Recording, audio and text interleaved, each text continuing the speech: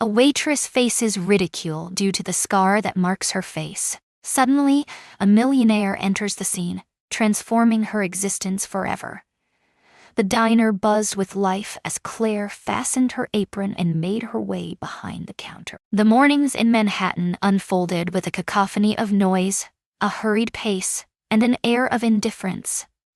The crisp sound of bacon frying, the rhythmic clinking of dishes, and the gentle murmur of conversation enveloped the room. She navigated the bustling scene with effortless grace, balancing plates in one hand and coffee pots in the other.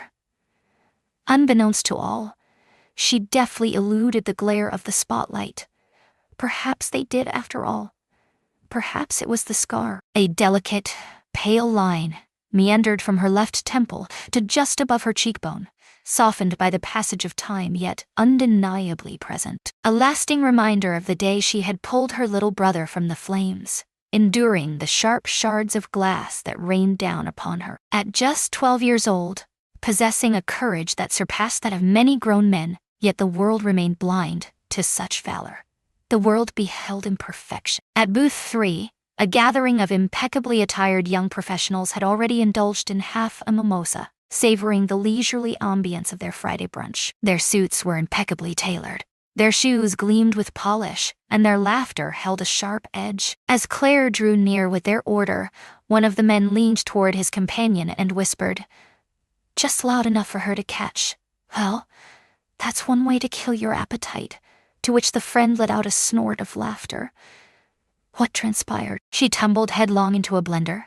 Their laughter filled the room, swirling around like a thick, greasy haze. Claire remained silent. With a steady hand, she set the plates before them, her composure unwavering even as warmth surged within her chest. Do you really believe that a venue known for its respectable omelets could afford to employ staff who wouldn't mistakenly double their Halloween treats? He reached for his coffee, casting a sidelong glance at her, a smirk playing on his lips. My dear, have you ever thought about taking a position at a haunted house? You would excel at it. Claire came to a halt, her jaw clenched. Every gaze in the room seemed to dance between their table and her back. With deliberate slowness, she pivoted, her gaze meeting the man who had just uttered those words. Is there anything more you require, sir? She inquired, her tone steady. He blinked, momentarily taken aback. Perhaps just a touch of make, or perhaps a drape. She remained unyielding. She remained unbroken. With a single nod, she pivoted and strode away. In a secluded corner of the diner, a man observed the entire interaction unfold.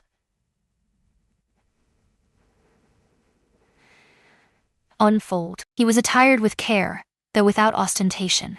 A dark blazer draped over his shoulders, an open collar shirt revealing a hint of casual elegance, and a leather-bound notebook resting next to his half-finished coffee. Julian was his name, and unlike the majority who had witnessed the scene, he did not avert his gaze in discomfort. He leaned in, his eyes tracking Claire as she made her way back to the counter, seamlessly diving back into her tasks, as though the moment had never transpired. As the group of men departed, their laughter echoing and a careless tip left behind, Julian signaled for the check.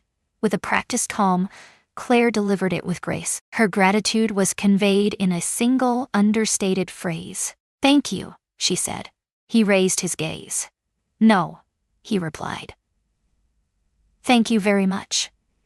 She tilted her head, a look of confusion crossing her features. In dealing with that situation far more gracefully than they warranted, Julian remarked that most individuals would have either stormed out or doused them with a pot of coffee. Claire offered a faint smile, alluring. Julian returned the smile, his voice barely above a whisper. It's peculiar, isn't it? How is it that some individuals perceive a flaw, when in truth, their perspective is simply too limited to grasp the true form of strength? Claire's eyes fluttered open. No one had ever spoken to her in such a manner, devoid of pity, yet infused with a subtle admiration. She hesitated before replying. For the first time, she turned her gaze to him, completely. His gaze was steady, solemn. There existed neither a hint of condescension nor a spark of curiosity, only an undeniable presence. Julian, he said, extending his hand. Claire gave it a vigorous shake. He gave a slight nod. "It is a pleasure to make your acquaintance, Claire." In that fleeting moment, quiet and profound, she experienced a sense of being truly seen, a rarity she hadn't encountered in years, not in spite of the scar, but perhaps, just perhaps, alongside it. 3 days had passed since the harsh laughter emanating from booth 3 had sliced through the ambient sounds of clinking dishes and clattering mugs. Claire attempted to release it, to bury it under a mountain of tasks and endless hours spent on her feet, yet the sting of cruelty lingered far longer than the warmth of kindness ever could. On Wednesday morning, a serene stillness enveloped the world. The breakfast rush had faded away, leaving behind the gentle hiss of the espresso machine and the quiet hum of local radio, serenading the space with timeless jazz melodies. As Claire diligently wiped down the counter, her gaze caught sight of him, Julian, slipping into the back booth once more. In that familiar seat by the window where the light filtered in just right, it felt like a small sanctuary, a corner of its own universe. He refrained from calling her. He lingered, his eyes soft and serene, as though he grasped the value of the silence that stretched between each heartbeat. Claire drew near, a towel casually draped over her shoulder. "Back for more, are you?" she inquired, her tone a delicate balance of playful and cautious. Julian offered her a gentle smile. "I believed it to be secure. It seems there are no blender jokes circulating today." She let out a derisive snort, a hesitant noise. "Those are reserved for Saturdays." He inclined his head in agreement. "It was then that I knew I had chosen the perfect day." Julian requested nothing more than a simple black coffee, accompanied by a slice of apple pie. "Is that all there is?" Claire raised an eyebrow, a hint of curiosity flickering in her gaze. "Simply that," he remarked, easing into the seat as if he intended to remain there for a while. "I arrived for the pie." She remained silent, yet when she came back moments later with the order, he gazed at the slice as if it were a fragment of the past. "Did my mother really make pie like this?" He spoke, his gaze gentle and warm, imperfect, a touch disheveled. A crust that, despite its inability to maintain form, consistently offered a flavor reminiscent of comfort and security. Claire felt a sudden calmness wash over her. Her hand hovered over the plate for a fleeting moment, a silent pause, before she finally placed it down. Did she really pass away? Before she could rein in her thoughts, the question slipped from her lips. Julian gave a slight nod. "Long ago, yet this? It carries the essence of her flavor." Claire's eyes fluttered open. "I shall bake that one." Julian wore a smile. "That clarifies it all."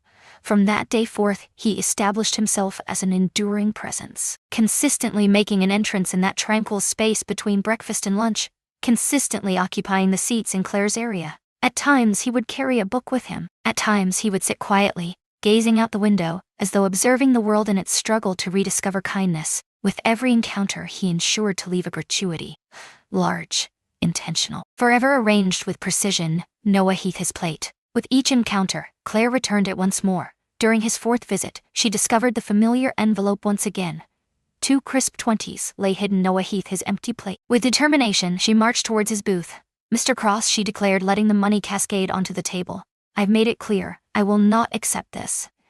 He lifted his gaze from the coffee, seemingly unfazed. "It is Julian, and it transcends the notion of mere taking. It is a gesture of gratitude. Express your gratitude. I've just completed that task. Do you have your wallet with you?" Her voice remained unwavering, yet her arms were locked in a tight embrace, causing her knuckles to pale to a ghostly white. "Do you really believe that individuals like me seek your sympathy?" Julian furrowed his brow. "It is not a matter of pity. I've endured enough gazes to discern the distinction."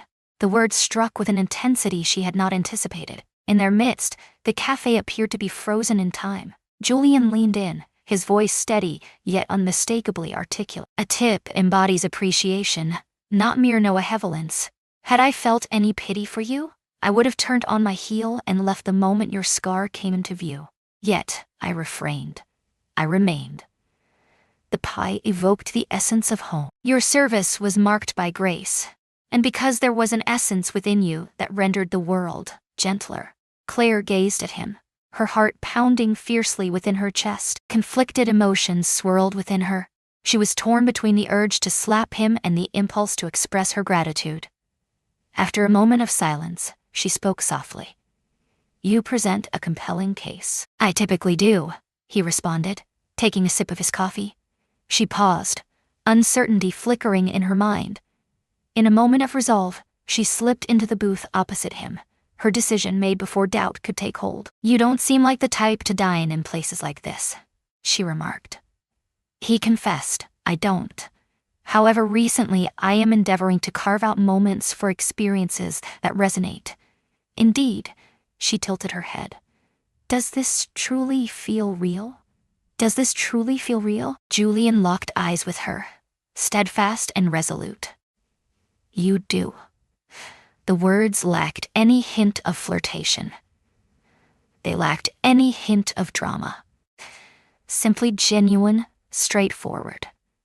They descended softly, akin to a whisper in a hushed chamber. Claire rose abruptly, the unexpected moment taking her by surprise. "I'll fetch you another coffee," she murmured, making her way back to the counter. As she walked by the steel pitcher, her reflection caught her eye. Her braid hung loosely, and a scar was prominently visible. For the first time in what felt like an eternity, it was not the scar that captured her gaze first. Perhaps, at long last, someone was truly perceiving her in her entirety. The week that followed ushered in a relentless cascade of rain. Outside the diner, puddles sprawled like miniature lakes upon the sidewalks, while umbrellas unfurled in vibrant clusters at the crosswalks. The inviting aroma of coffee and toasted bread enveloped the space, rendering the tempest outside a distant memory. As Claire polished the surface of a booth by the window, her thoughts began to wander until the moment she caught sight of him. "Once more, Julian." He sat in his familiar corner, a book sprawled open before him, the untouched pie resting beside his coffee. He glanced upwards, offering her a subtle, gentle smile. "So, you've returned," she remarked, feigning indifference to the smile tugging at her lips. He responded, indicating that skipping was not part of his plans. Without a word, she topped off his coffee. "Are you still engrossed in that particular book?" "Some stories are worth rereading," Julian remarked, casting a glance in her direction. Claire's cheeks tinged with a delicate blush. "Your words always carry that tone. Only when I truly mean it." In the days that ensued, they found themselves embracing a steady rhythm. Julian posed inquiries, genuine inquiries, devoid of any pretense. He inquired about her preferred authors, the music that accompanied her during the diner's closing hours, and the childhood foods she longed for. She responded with care, yet his unwavering patience gradually chipped away at her reluctance, unraveling one tale after another. On a tranquil afternoon, as the throngs had dispersed and a gentle jazz melody floated through the air, Julian caught her off guard with a straightforward inquiry. "May I inquire about the scar?" Claire stood still, her body caught in a moment of disbelief. It caught his eye at once. "You need not respond, merely, when you feel prepared." She remained motionless for an extended moment. She settled into her seat opposite him, her hands clasped on the table as if bracing for a surgical procedure. "At the age of 12, she started. My father was behind the wheel. In the back seat sat my little brother. As we made our way back from a camping adventure, the rain-soaked road glistened beneath us, our tires struggling against the slick surface. A truck careened into our lane. We struck a ditch and overturned." Julian's demeanor shifted to one of seriousness. "Deity." Father lay unconscious. My brother found himself ensnared beneath a seatbelt that had become hopelessly jammed. The vehicle began to emit wisps of smoke. I acted on impulse, without a second thought, scaled the shards of glass, extracting him through the rear window. A shard of the frame sliced across my cheek. Julian remained silent. He allowed the gravity of her words to linger. "I rescued my brother," she went on. "Yet, following that moment, everything transformed. At school, I felt the weight of their gazes upon me, each glance tinged with a distinct curiosity, as if I were an embodiment of tragedy or fear. My closest companion ceased to take a seat beside me. A teacher inquired whether I would prefer to take a seat at the back, allowing me to feel more at ease. I left school during my second year, Julian inquired, his disbelief palpable. Claire gave a slight shrug. Weariness enveloped me, of feigning that it caused no pain. Entering spaces where the first thing noticed was the scar, overshadowing my presence. Julian's hands formed soft, determined fists. I apologize. Don't be, she said. I secured employment. In the wake of our father's departure, I became the caretaker of my brother. We emerged victorious. A fresh cadence emerged in her voice now. Neither bitterness nor pride, merely a silent endurance. Julian extended his hand towards the cup. Your strength surpasses that of anyone I have ever encountered. Claire remained silent. With a silent nod, she rose from her seat, leaving him to savor his coffee in solitude.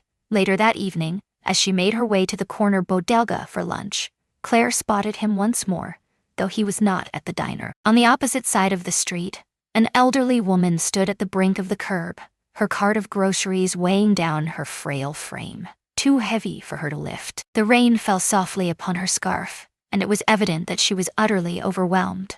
Julian, his coat unbuttoned, approached her with a soft voice and lifted her cart with care.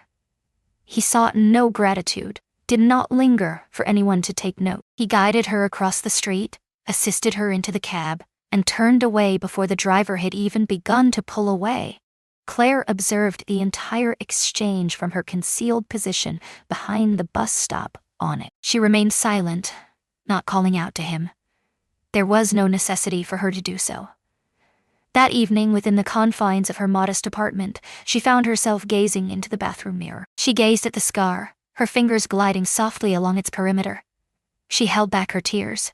Yet, for the first time in years, she found herself pondering whether someone might gaze upon her and perceive more than just her suffering. Perhaps someone has already done so. The day had stretched on endlessly, a day marked by the relentless tide of rude customers, their faces merging into a blur, while tips dwindled and remarks cut deeper than ever. Claire sensed the weariness deep within her bones as she shut the register, massaged the back of her neck, and reached for her coat.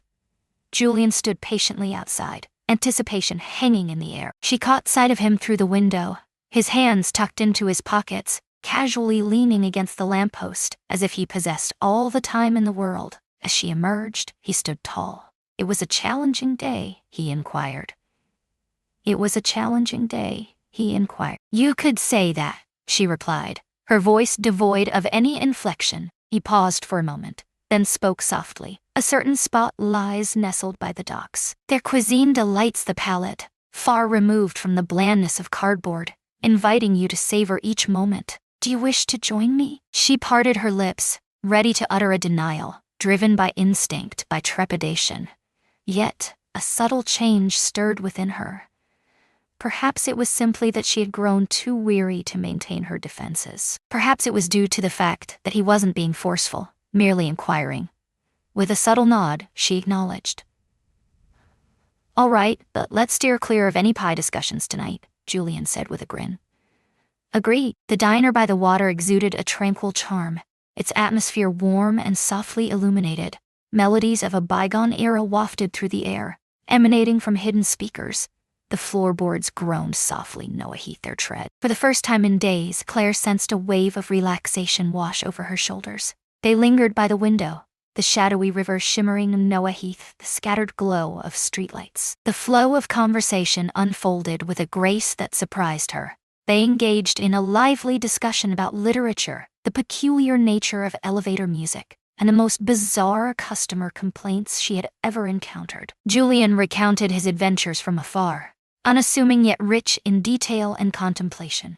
He possessed a unique ability to find beauty in the simplest of things. In the heart of Kyoto, a humble tea seller peddles his fragrant brews. A child's laughter echoes through the vibrant streets of Nairobi.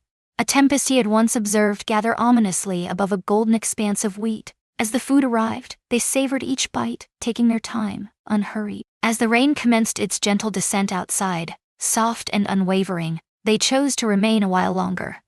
The journey home unfolded in silence.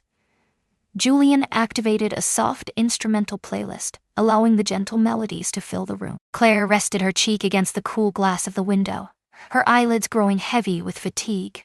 The steady pulse of the vehicle, the gentle patter of raindrops, the satisfying warmth of a full stomach. Everything conspired to lull her into slumber. She drifted into slumber, her head tilting softly to one side. Julian cast a sidelong glance. As her hair fell away from her ear, the scar was laid bare for all to see. Bathed in the soft glow of the dashboard light, it revealed a gentle curve, unobtrusive, merely existing in the moment.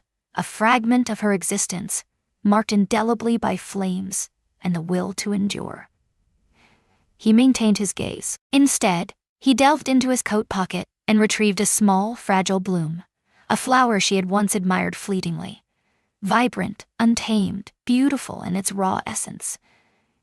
He set it softly against her cheek, precisely over the scar, not to conceal it, but to showcase it. As Claire awoke moments later, her fingers brushed against her face, discovering the delicate flower resting there. With a furrowed brow, she glanced in his direction. "Did you place this here?" Julian nodded, his gaze fixed intently on the road ahead. "Earlier, I stumbled upon it, convinced it held a place of significance." She cradled it delicately between her fingers, caressing it with a gentle touch. "What is the reason behind this?" "There it is." He cast a fleeting look at her before returning his gaze to the road ahead. "It is a place of remarkable beauty, distinctive, indelible." Claire took a deep breath, her gaze fixed on the flower before her. He spoke gently. "Some individuals perceive scars as mere damage. It seems to me that they are indeed tales." "What about that one?" "It narrates the tale of an individual deserving of recognition." A tranquil silence enveloped them, neither awkward nor contrived, merely a serene stillness. As they arrived at her apartment, she hesitated to step out of the car. She gazed at him, truly gazed, and held her ground when their eyes locked. This time she allowed the scar to be seen. She did not move her hair. She allowed it to be revealed. "For a considerable period, I have endeavored to conceal this," she murmured softly. Julian responded. "Perhaps the moment has come to cease." She gave a slight nod, only once. With a gentle motion, she took the flower and tucked it behind her ear, her voice soft as she expressed her gratitude. "Thank you for the evening meal and for the act of witnessing me." He offered a smile. "It is my pleasure, Claire." For the first time in ages she emerged from the car, no longer a girl concealing her face, but a woman striding ahead, her story boldly on display. As Claire diligently refilled the sugar dispensers at the counter, her phone suddenly buzzed, breaking the quiet rhythm of her task. She cast only a fleeting look at it, anticipating either a spam message or a routine update from the bakery supplier. Before she had the chance to look, her coworker Sophie dashed over, her eyes wide with urgency, presenting her phone as if it were a dangerous artifact. "Have you come across this?" Sophie inquired, her voice trembling with a mix of panic and disbelief. With a furrowed brow, Claire reached for the phone. Before her lay a gossip site she had never once explored in her existence. Vibrant typography, striking visuals, the familiar controversy. Yet, at the heart of it all, there she stood, somewhat hazy, ever so slightly askew, yet unmistakably clear. Her visage, the mark of a past encounter. "The war. The three works war." Her side profile illuminated by the gentle, golden radiance of the dockside restaurant's lights. Beside her, laughter spilling from his lips mid-sentence, stood Nathan Hale. The headlines blared from above. "A billionaire concealed from the world?" Nathan Hale was seen sharing a meal with a waitress marked by scars in a gritty downtown establishment. The letters danced before my eyes, fading into a haze before suddenly coming into focus. Her blood froze in her veins. Her fingers quivered as she scrolled down. Hundreds of comments had already poured in. Some offered support, others were filled with curiosity, yet many displayed cruelty. Terms such as charity case, pity date, and Beauty and the Beast sliced through the screen with a sharp intensity. One comment stated, "It seems even billionaires have a penchant for the broken." How bold of him to venture out like that. It surely must be a part of a public relations strategy. Claire sensed the atmosphere in the room grow heavy, as if the very air had been siphoned away. She let the phone slip from her grasp, sending it clattering onto the counter as if it had seared her skin. She left before her shift was complete. Without a word to anyone, she slipped away. With a swift motion, she seized her bag and stepped out into the street, indifferent to the flour dusting her apron or the coffee stains marking her shoes. Upon arriving at her apartment, her phone buzzed incessantly. Alerts, messages, unanswered calls, and emails from journalists. With a swift motion, she switched it off and flung it onto the couch, her heart racing. Her fingers instinctively traced the contours of her face, gliding over the scar as if it might have somehow expanded in the past hour. It seemed immense. The noise was overwhelming. In an instant, it seemed as though she had reverted to being just that once more. In the dimness of her kitchen, she lingered at the table, the sole illumination provided by the wavering glow of the street lamp beyond the window. The curtains hung closed. The world felt suffocating, a cacophony of noise pressing in from all sides. The stillness was shattered by a sudden knock at the door. She stood still, caught in a moment of disbelief. Yet another knock echoed through the silence. Then a voice emerged, soft and soothing. "Elena, it is I."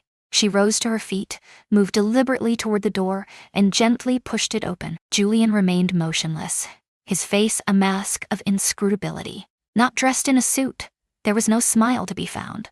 Merely motionless. "May we engage in a conversation?" he inquired gently.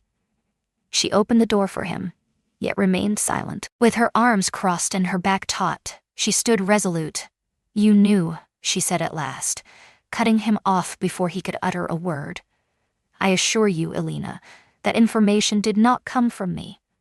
I promise." "No," she interrupted, her tone cutting through the air. "Yet, deep down, you were aware that this outcome was a possibility. You were acutely aware of your identity, of the essence you embodied." Julian advanced, yet she retreated. "For you, it's merely another Tuesday, another article to craft, another perspective to explore. Yet for me, I transformed into a mere headline marked by a scar, a footnote in the meticulously crafted narrative of your life." He shook his head, his voice calm and unwavering. "You are more than just a headline. You are not an afterthought. You are the most genuine presence I have encountered in quite some time." She gazed at him, her throat constricted. "Can you truly grasp the experience? To be regarded not as an individual but as a curiosity? To allow unknown individuals to determine if your suffering is uplifting or repulsive?" "I don't," Julian said. "Yet I desire to. I seek to comprehend. I wish to stand by your side as I embark on this journey of learning." Elena's lip quivered slightly. "This was never my request. I never wished to be perceived in this manner." "No," he whispered. "Yet, my gaze fell upon you long before that photograph was captured, and it has not wavered since." She averted her gaze, her eyelids fluttering rapidly. I need space," she murmured softly. Julian gave a slight nod. "I shall wait, no matter how long it may require." He pivoted and exited, the door clicking shut behind him, reminiscent of the finality of a chapter she had wished to prolong. Once more, in solitude, Elena took a seat. She powered her phone back on and gazed intently at the photograph. "It's not about the headline or the comments. It's about the moment itself." His gaze upon her was profound. She had nearly convinced herself that love was within her reach. She switched off the screen once more and sank into the stillness, uncertain if it pained her more to be recalled or to fade into oblivion. For days, the diner remained empty in her absence. Elena relinquished her apron in silence, abandoned her final paycheck, and muted her phone. She glided through the world like an ethereal specter, invisible, silent, and unbound. She remained silent in response to Julian's messages. She was unable to, not out of anger, but from a place of fear. Fearful of being labeled by something she could never undo. Instead, she found herself back in a room she had sealed away long ago, the spare room nestled within her modest apartment, the one adorned with an easel draped in a delicate sheet. A weathered collection of oil paints nestled within a fractured box. Canvases leaned against the wall, reminiscent of memories long left behind. With deliberate care, she revealed the easel, akin to peeling back the layers of a deep-seated injury. The initial brush stroke felt clumsy, the second filled with uncertainty. Yet, in that moment, her hand started to recall, muscle and memory awakening once more. For hours she immersed herself in the world of paint, days, without a purpose, devoid of an audience and absent of any spectacle, just hues and stillness, accompanied by the well-known cadence of creation. On a sun-drenched afternoon, her younger brother Noah arrived for a visit. the golden light cascading over the table. Now in college, she stands taller than him. Yet, he remained the same tender spirit she had rescued from the ruins all those years prior. He entered the room and came to an abrupt halt, gazing at the incomplete canvas leaning against the wall. "Are you picking up the brush once more?" he spoke in a hushed tone. Claire inclined her head, her gaze fixed downward. Noah settled himself next to her. "This was something I longed for." She offered a subtle smile. "Same here." He grasped a brush, rotating it thoughtfully between his fingers. Suddenly he spoke, as if the words had materialized from thin air. "It's remarkable, really. You are the very first individual to whom I've ever extended my trust." Claire blinked, her eyes momentarily caught in the dance of light and shadow. "What is happening?" "That night," Noah recounted, as the car billowed smoke and flames engulfed everything around it. "I never believed that anyone would come to my rescue. Yet, in that moment, I beheld you, navigating through shards of glass, utterly oblivious to your own pain. In that moment, I realized that my trust in you was unwavering." Claire stood still, her body rigid. Her hand quivered with uncertainty. He gazed at her, his eyes brimming with a serene sense of gratitude. "You held on to that scarf for me, for us. Not once did you ever make me feel as though I was the catalyst for the transformation in your life." Before she could rein them in, tears began to gather. In the softest of tones, she murmured, "You were just a child." "Indeed, you were," Noah responded. "Yet you were the most courageous individual I have ever encountered." As he departed, Claire found herself gazing into the mirror that adorned the hallway. For years, she had steered clear of this mirror. She caught only fleeting reflections of herself, fragmented and scattered. It was never sufficient to truly grasp the burden of what she witnessed. At that moment, she turned her gaze, completely. The woman gazing back possessed a visage defined by a serene bravery. The scar had fallen silent. It lingered in the light, gentle and ethereal, resembling a delicate thread of silver woven into a vast canvas. For the first time, she faced him without flinching. For the first time, she pondered, perhaps this is not something to conceal. Perhaps this is the point at which I embark on my journey. Claire was fully aware of her own beauty, needing no external validation. She had merely whispered to herself, and that sufficed. For hours, the envelope lingered on Julian's desk, untouched, before he finally decided to open it. It was unremarkable. There was no return address, no logo, only his name, inscribed in tidy, recognizable script. Gentle curves, delicate movements. Within lay a solitary sheet of stationery, creased neatly in half. With meticulous attention, Julian unfolded it. "Thank you, Julian. Not merely for gazing upon me, but for maintaining your gaze. I apologize for my sudden absence. I sought to discover whether I remained a person of substance in the absence of an audience. I believe I am at this moment. I harbor no expectations. I simply wish to convey this to you, Claire." He perused the words twice, then carefully folded the paper, bringing it to rest against his heart. 7 days passed, and at last, the invitation found its way into Claire's mailbox. An art exhibit brought to life within the historic walls of the old railway station in the heart of downtown. The email was straightforward. Her name had been submitted by someone. She asserted that her work held significance. She nearly decided against it, yet she did.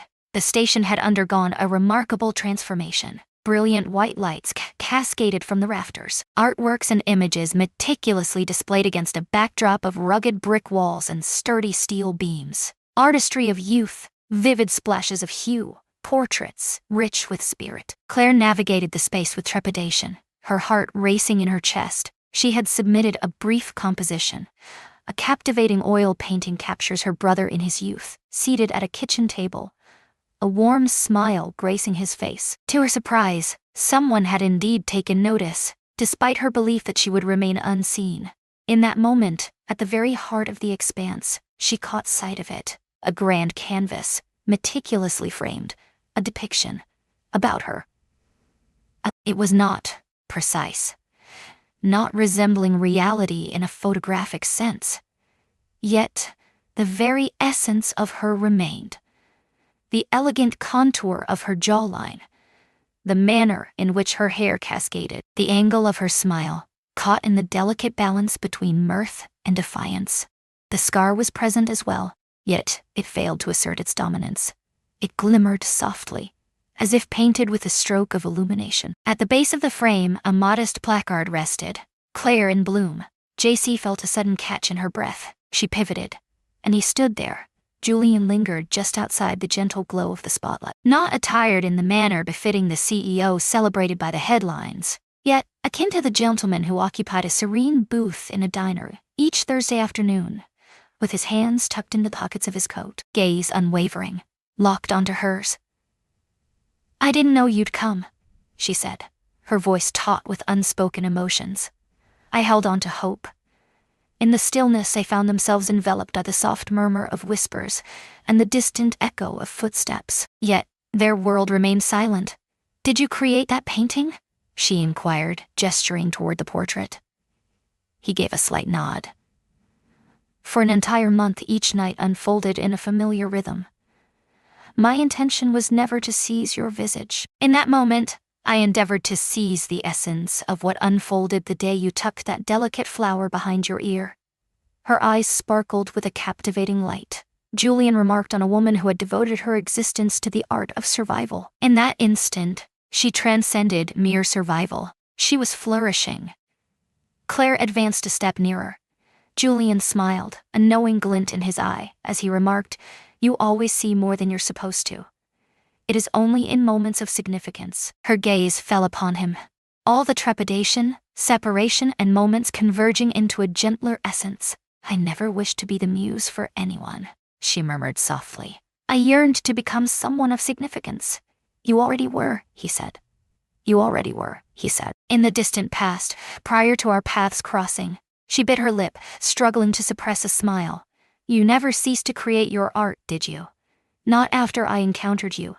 A moment of silence. He then lowered his voice as he added, "I once believed that true strength lay in solitude, constructing barriers, yet you showed me that it's truly about allowing someone to enter your world, even in the midst of pain. Particularly, in moments of pain." Tears flowed unrestrained now. Julian extended his hand toward hers. "Claire," he murmured softly, "I have witnessed your strength. Your grace has not gone unnoticed by me. In this moment, in this place, you are the most luminous sight I have ever encountered." She tightened her grip on his fingers. "And you remain the man who brings pie, merely to engage in conversation." He let out a hearty laugh. She stepped into his embrace. This time she remained still as his fingers brushed against her cheek. This time, the scar did not hinder the path ahead. It was a fragment of time. In that moment, as they stood near one another, the focus shifted away from the need to mend one another. It was a matter of deciding to remain. The soft morning light poured through the windows of the quaint bakery, applying a gentle layer of soft gold to the tiled floor. The sign that hung above the entrance proclaimed scarlet and kindness. The hand-painted letters exude a warmth that is both inviting and comforting. Underneath, a more subdued message. In a realm where each narrative holds significance. Within the space, the warm aroma of cinnamon and vanilla enveloped the atmosphere. Fresh loaves of bread rested on wooden racks, their warmth slowly dissipating into the air. The raspberry tarts shimmered enticingly behind the glass. The ambience enveloped me like a warm embrace rather than a mere retail space. Claire glided behind the counter, securing her apron with a deft motion honed by experience. Her lengthy braid cascaded gracefully over her shoulder. Once a mark of shame, the scar along her left cheek was now embraced, no longer hidden from the world.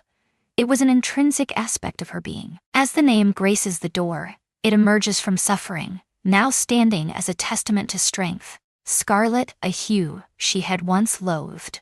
Compassion for the singular force that had transformed everything. Customers trickled in at a leisurely pace, some for their morning brew, some simply to pause and inhale. Numerous souls were drawn in by the allure of the pastries, yet they lingered for a more profound experience. Gentle dialogue, grasping the essence of smiles. A serene feeling of connection. Beside the register, there rested a jar accompanied by a note. Extend the kindness to others, for an individual who is still navigating their path. In the dimly lit corner of the bakery, just beside a sun-kissed window, Julian lingered with a steaming cup of tea and a notebook that seldom saw the ink of his pen. He had quietly assisted Claire in opening the shop, investing without a desire for acknowledgement. This was her sanctuary, her journey of recovery. He felt a profound sense of gratitude as he beheld its blossoming beauty. In the warmth of that afternoon, the garden behind the shop stirred with vibrant energy. Rather than a lavish wedding, they opted for a sincere and intimate celebration. A rustic wooden table, softly illuminated by the glow of hanging lights above. Wildflowers adorned every surface, a vibrant tapestry of nature's artistry. Napkins elegantly bound with string. A freshly baked cake rested on the windowsill, inviting and warm. Two children, Claire's younger brother and Julian's niece, lifted their glasses of milk high, laughter spilling from their lips as if they were the rulers of their own universe. Claire donned a delicate cream dress, a flower adorning her cheek, remnants of a hurried preparation of scones. A delicate crown of daisies adorned her head. She strolled barefoot across the lush green grass. Julian stood beside her, his eyes alight with enthusiasm. "I don't have a speech," he murmured, his voice barely rising above a whisper. "No elaborate promises. Only this." From his pocket, he retrieved a small box and gently lifted the lid. Within lay a modest silver band. There is no jewel, no glimmer. A single word etched within: complete. "It wasn't your scar that captured my heart," he said, gazing deeply into her eyes. "You possessed a beauty that was undeniable. Yet that scar? This is an integral piece of your narrative, and I cherish every bit of it. My affection for each and every one of you knows no bounds." Claire felt a constriction in her throat. Silence enveloped her. With a gentle nod, she smiled, her tears glistening in the light. And that sufficed. As the week progressed, golden sunlight streamed through the bakery, illuminating the floor, while the initial customers began to trickle in. The front door let out a familiar creak as it swung open once more. A young girl lingered in the shadows, her hoodie drawn low, hands buried deep within the confines of her pockets. A prominent birthmark adorned her chin. Her gaze darted to Claire before settling on the help-wanted sign affixed to the glass. "Pardon me," she murmured gently. "I found myself pondering whether you would ever consider bringing someone like me on board." Claire advanced with measured grace, her smile radiating warmth and tranquility. She cleaned her hands on her apron and knelt down slightly to meet the girl's gaze. "In this space," she spoke softly, "we do not seek perfection. We embrace authenticity." "And indeed," she remarked, playfully tapping her own scar with a wink, "beauty always lies in the real." With a gentle flutter of her eyelids, the girl finally allowed a smile to grace her lips. A rare sight, after what seemed like an eternity. Beyond the confines of my thoughts, the city surged ahead, relentless, boisterous, and unyielding. Yet within the embrace of scarlet and kindness, time flowed in a manner all its own. In this place, scars were revered, tales were protected, and love transcended the realm of fairy tales. It was the scent of bread baking in the oven, the warmth of hands resting on the counter, and a sanctuary where healing unfolded, one sweet, imperfect morning after another. We appreciate your presence as we delve into the tale of a waitress who faces ridicule for the scar on her face, only to have her life transformed by the unexpected arrival of a millionaire. A voyage of restoration, subtle resilience, and a love that perceives all truths. If this narrative resonated with you, evoked emotions, or illuminated the profound beauty of being genuinely acknowledged, we invite you to like, share, and subscribe to Soul-Stirring Stories. In this place, each scar tells a story, every soul seeks tranquility, and every heart is deserving of affection. Until we meet again in the next tale.